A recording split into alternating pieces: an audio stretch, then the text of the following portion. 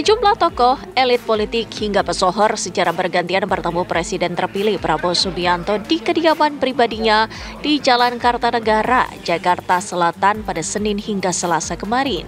Total terdapat 108 tokoh yang datang dan mereka disebut sebagai calon menteri, wakil menteri, hingga kepala badan di kabinet pemerintahan Prabowo Gibran.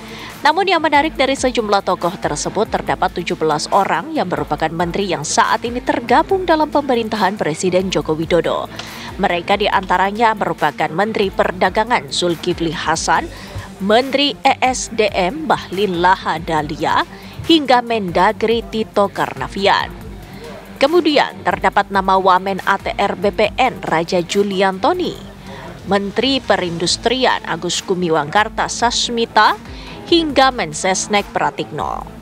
Usai menemui para kandidat di rumahnya, Prabowo mengatakan proses menemukan sosok menteri di kabinetnya sudah berlangsung lama dan pertemuan itu hanya sebagai konfirmasi. Sebenarnya proses ini sudah berjalan lama, ya.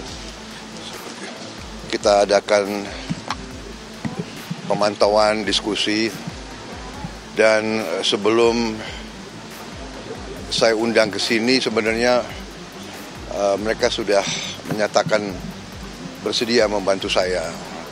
Jadi sebetulnya hari ini hanya mengkonfirmasi.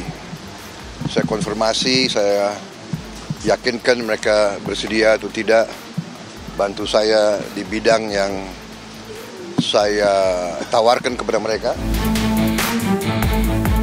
Lantas apakah dengan ditunjuk kembali Menteri Jokowi merupakan bentuk keberlanjutan pemerintahan? Dan apa keuntungan Prabowo dengan menunjuk wajah-wajah lama tersebut?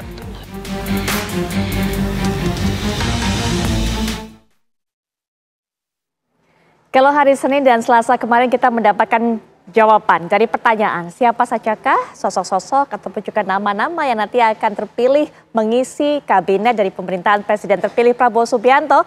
Nah, pada hari Rabu malam ini kita berharap juga akan mendapatkan jawaban dari pertanyaan benar nggak Ibu Megawati akan bertemu dengan Pak Prabowo Subianto. Karena kabarnya dari tadi sudah begitu santer dan juga kediaman Ibu Megawati di Teguh Umar kabarnya juga sudah disiapkan untuk menyambut kedatangan Prabowo Subianto dan juga sejumlah tokoh elit Partai Politik Gerindra. Nah, nanti kita akan cari tahu jawabannya termasuk juga informasi yang disampaikan oleh rekan-rekan kami yang ada di lapangan saat ini. Tapi sambil menantikan kepastian mengenai hal ini, kita juga akan soroti mengenai konfigurasi ataupun juga formasi dari nama-nama yang mengisi kabinet dari Prabowo Subianto. Kalau awalnya kita dengarkan niatnya akan membentuk kabinet Zaken ataupun juga Zaken kabinet, tapi sepertinya lebih kepada mengakomodir nama-nama yang ada di partai-partai politik, termasuk kalau kita lihat ada 16 nama atau 17. Ini merupakan menteri yang juga ikut dalam pemerintahan Presiden Joko Widodo. Apakah nama-nama ini hasil dari pertemuan Pak Prabowo dengan Pak Jokowi yang berlangsung mulai dari di Pelataran, kemudian di Solo? Apakah ini juga yang dimaksudkan oleh Presiden Jokowi sebagai transisi yang keberlanjutan? Untuk bisa membahas mengenai hal ini, sudah hadir di samping saya ada Mas Aryo Seno Bagaskoro dari PDIP yang mungkin nanti harusnya sih bisa spill dikit, bisa buka-buka, bener nggak ketemuan? Nah ini kita nggak mau rumor Mas Seno, kita mau faktanya seperti apa, tapi nanti Mas Seno. Assalamualaikum warahmatullahi wabarakatuh. Selamat malam Mbak Seno. Nanti bisa diberikan informasinya kepada masyarakat, begitu kan? Tapi juga akan memberikan pandangan mengenai hal ini, nama-nama yang terpilih untuk mengisi kabinet dari Prabowo Subianto. Mas Khairul Umam selaku pengamat politik juga akan memberikan pandangannya. Assalamualaikum warahmatullahi wabarakatuh. Mbak Putri, malam Mas Mas Seno. Umam. Malam Pak Umam. Baik, dan juga sepertinya sudah bergabung di luar ada Pak Wihadi juga dari Gerindra yang juga akan bergabung bersama kita, yang juga akan memberikan informasi termasuk saat ini juga sepertinya proses pembekalan masih terus berlangsung. Selamat malam Pak Wihadi. Selamat malam. Baik. Selamat malam semuanya. Ya, hingga saat ini masih terus berlangsung Pak pembekalan terhadap para calon menteri ini? Ya sepertinya memang sedang berlangsung dan ada beberapa yang memang sudah meninggal. Saya lihat dari laporan sudah meninggalkan lokasi, tentunya karena mungkin sudah selesai dan dilanjutkan mungkin besok kali. Baik, sudah ada yang meninggalkan. Kalau menurut dari jadwal sebenarnya ya nanti sebenarnya sudah selesai kalau menurut jadwal. Oke, baik. Sudah selesai artinya juga bukan cuma para calon menteri ini yang bisa meninggalkan Hambalang. Pak Prabowo juga bisa meninggalkan Hambalang untuk merapat ke kediaman Bu Mega. Begitu Pak Wihadi? Nah itu saya belum terkonfirmasi. Baik, belum ada yang konfirmasi dari pihak Gerindra. Mas Seno, Ya. bagi bocoran dong. Mas Seno, betul nggak akan bertemu malam hari ini? Ya ini bukan bocoran ya, tapi kalau kita melihat memang kan analisis situasinya pertemuan itu bau-baunya akan terjadi dalam waktu yang sangat dekat. Ya. Tapi sejauh ini sampai malam hari ini saya rasa masih belum ada pertemuan. Oke. Kita melihat bahwa momentumnya masih ada, yaitu ya kalau bicara percakapan publik, percakapan banyak tokoh sepanjang setidaknya 1 bulan terakhir, itu kan mencari momentum yang pas itu sebelum pelantikan presiden. Betul. Sehingga ya kemungkinannya masih banyak, masih ada besok, masih ada H-1, dan masih ada pada saat hari H. Oke. Tapi yang pasti kemungkinan paling besar sepertinya bukan di malam hari ini. Baik, saya konfirmasi lagi untuk masyarakat juga yang sudah menanti-nantikan bukan malam hari ini pertemuan antara Bu Mega dan Pak Prabowo, begitu. Apalagi sih yang harus ditunggu? Karena kan juga kalau kita lihat Pak BG tadi kabarnya juga ikut pemberian materi juga di Hambalang. Nah ini kan gosipnya adalah bahwa Pak BG merupakan salah satu tokoh yang beririsan juga dengan PDIP. Betul nggak Mas Seno? Ya kalau bicara kedekatan Bu Mega dan PDI Perjuangan kan memang menjalin kedekatan dengan banyak tokoh, apalagi secara historis kita punya perjalanan panjang sebagai partai politik. Dan kalau bicara nama Pak Budi Gunawan, memang kan beliau adalah salah satu tokoh yang berpengaruh sangat sentral dalam konteks pertemuan Bu Mega dan Pak Prabowo di tahun 2019 yang lalu. Dan kemampuannya dalam memanage pemerintahan saya rasa tidak diragukan, sehingga terlepas dari apapun peran beliau itu, siapapun presiden terpilihnya pasti akan senang kalau punya menteri dengan kompetensi seperti Pak BG. Baik. Apakah Pak Prabowo, Pak Anies, Pak Ganjar yang terpilih kemarin, itu pasti senang sekali kalau ada tokoh seperti Pak BG. Sehingga buat saya itu suatu dinamika yang wajar.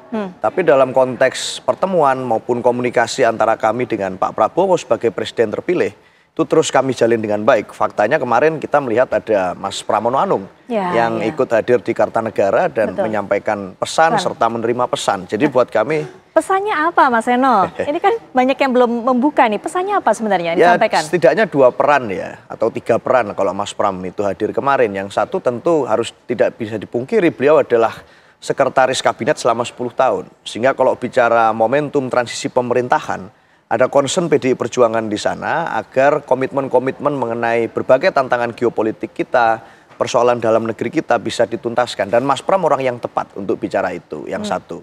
Yang kedua, sebagai komunikator beliau juga punya hubungan yang sangat baik dengan banyak tokoh, yang mana saya rasa itu memberikan satu ruang bagi Mas Pram untuk membicarakan banyak hal, termasuk dalam konteks mengawal transisi pemerintahan yang baik. Apapun peran PDI Perjuangan nantinya, tapi dalam konteks transisi ini menjadi penting ada komunikasi. Yang ketiga tentu, apakah banyak yang tanya, apakah dalam momen itu Mas Pram juga menjadi calon menteri? Gitu. Saya rasa enggak ya, statusnya sampai sekarang tetap calon gubernur Jakarta, tetapi calon gubernur yang punya hubungan sangat baik dengan presiden terpilih, termasuk dengan Bu Mega. Saya rasa itu. Ya, atau mungkin saya tegaskan lagi untuk bisa menjadi lebih simpel, lebih sederhana. Mas Pram apakah kemudian datang ke Pak Prabowo menghadap untuk menyampaikan undangan dari Bu Mega untuk bertemu? Enggak, bukan itulah. Bukan tapi itu. Dalam konteks pertemuan kan sebenarnya nggak penting siapa yang ingin bertemu siapa, tetapi dalam konteks ini kedua-duanya dari kami maupun kubu Pak Prabowo menganggap kalaupun ada pertemuan itu, wacananya kan sudah mengemuka. Kalaupun ada pertemuan itu, saya rasa kita semua satu suara bahwa itu pertemuan yang melampaui hanya persoalan deal-deal politik dan pertemuan yang baik dalam konteks pemenang pileg dan pilpres. Itu saja. Baik, itu keterangan Mas Seno mewakili PDIP. Kalau Pak Wihadi, sebenarnya Gerindra sendiri Pak Wihadi, kapan ada rencana untuk bisa bertemu dengan Ibu Megawati? Apalagi kita tahu juga nama-nama yang mengisi kabinet juga sudah ada. Dan kita menunggu apakah kemudian nanti ada nama lagi perwakilan dari PDI Perjuangan yang juga akan dipilih untuk bisa membantu tugas dari Pak Prabowo Subianto, Pak Wihadi?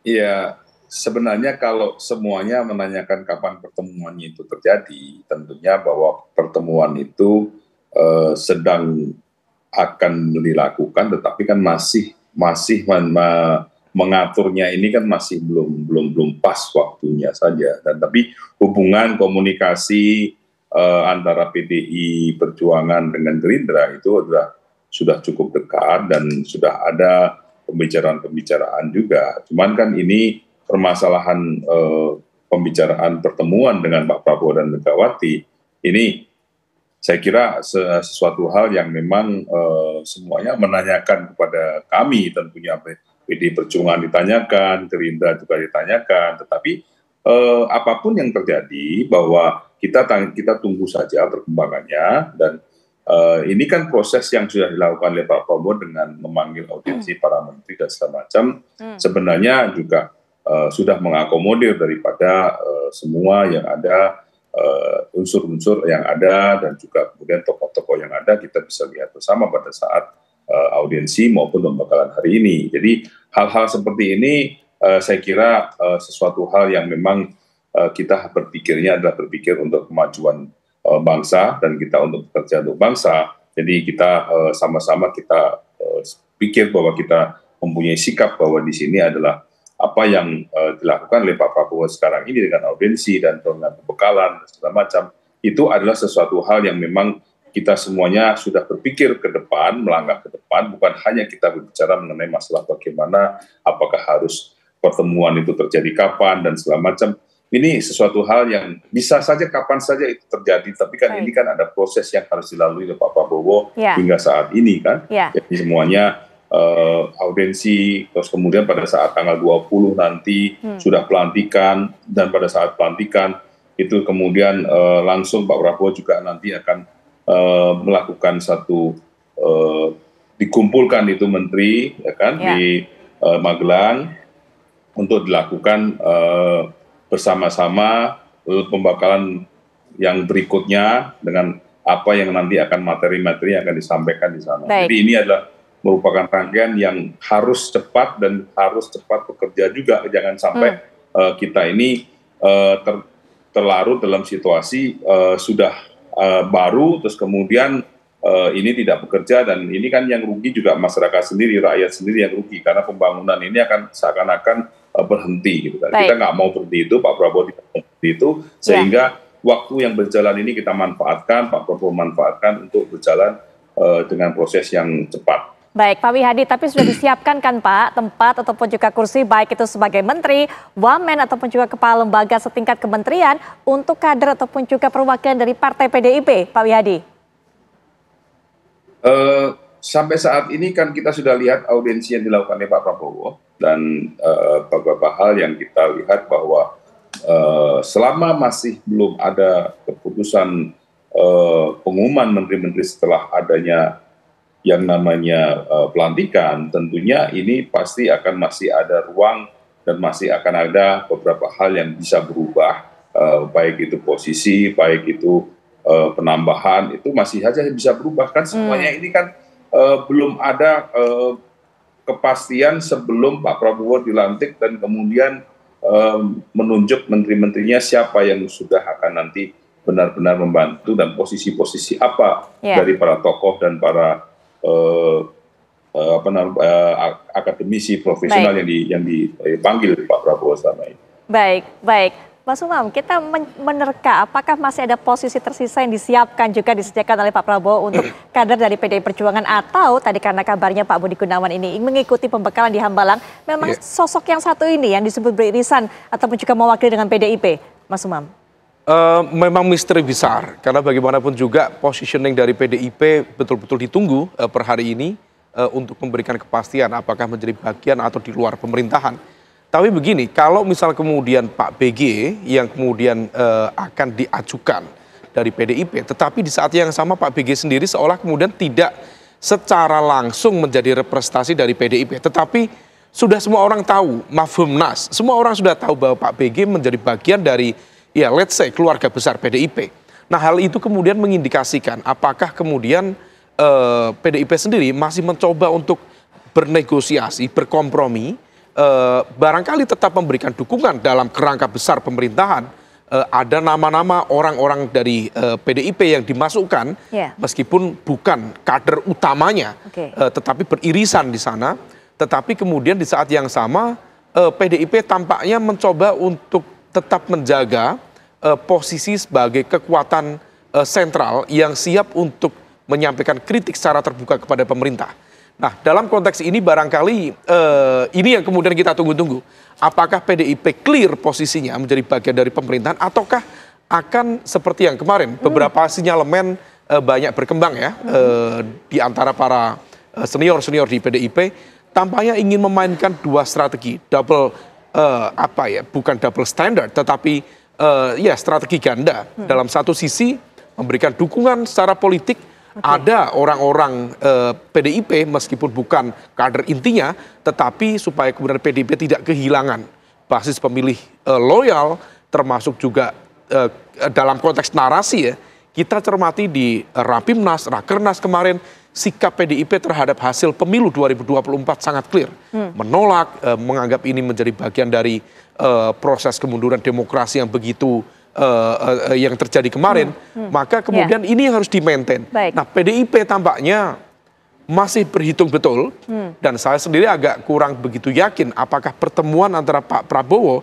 dengan Bu Mega betul-betul kemudian akan meng-clearkan positioning itu, ataukah sebenarnya memberikan dukungan, tetapi tetap berharap ada ruang tersisa lagi bagi PDIP untuk tetap bisa bersuara kritis kepada pemerintah ke depan. Baik, Mas Heno, soal strategi ganda tadi yang sempat dikatakan oleh Mas Umam nanti silakan dijelaskan. Apakah betul PDIP punya rencana seperti itu? Termasuk juga nanti kita akan lihat kembali nama-nama dari beberapa menteri, 16-17 menteri yang saat ini juga sudah bekerja bersama Pak Presiden Joko Widodo, ternyata dipilih lagi oleh Prabowo Subianto. Apakah ini merupakan nama-nama titipan dari Pak Jokowi?